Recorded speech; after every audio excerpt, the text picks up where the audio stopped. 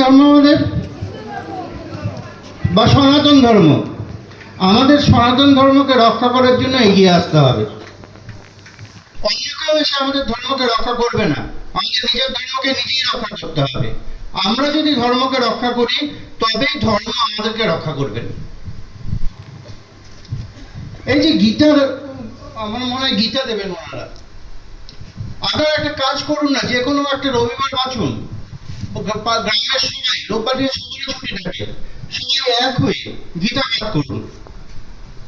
দেখবেন একসঙ্গে পাঠ করতে করতে আপনাদের মধ্যে যদি একটু বিবাদ থাকে সব দূরে চলে যাবে।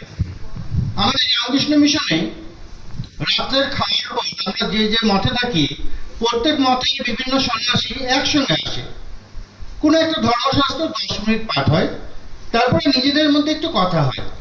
সেইখানে যদি আমাদের মধ্যে কোনো ভুল বোঝাবুঝি থাকে, আমরা সন্ন্যাসী হলেও আমরা মানুষ, আমাদের তো ভুল বোঝাবুঝি হতে পারে, সেই ভুল বোঝাবুঝি ওই কথাবার্তার মাধ্যমে আমরা দূর করে দিই।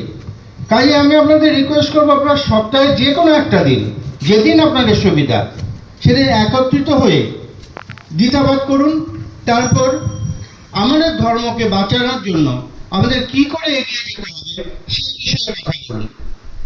এখানে কেউ লিডার নয় বা কেউ অনুপ্রেরণা দেবে না, এখানে আপনারা সবাই লিডার। আপনাদের সবাইকেই এই কাজের জন্য এগিয়ে আসতে হবে। আপনাদের সবার মধ্যেই সে ভগবানের বীজ আছেন, ভগবান বলেছেন আমি সবার মধ্যেই আছি। কাজে আপনাদের সবাইকে এগিয়ে এসে এই মহৎ কাজে, এই রাষ্ট্রবাদী কাজে এগিয়ে এসে নিজেদের জীবন ধন্য করতে হবে। এখানে আপনি রাষ্ট্রের জন্য কি করছেন বা রাষ্ট্র আপনাকে কি দিচ্ছে সেটা ভাবলে চলবে না।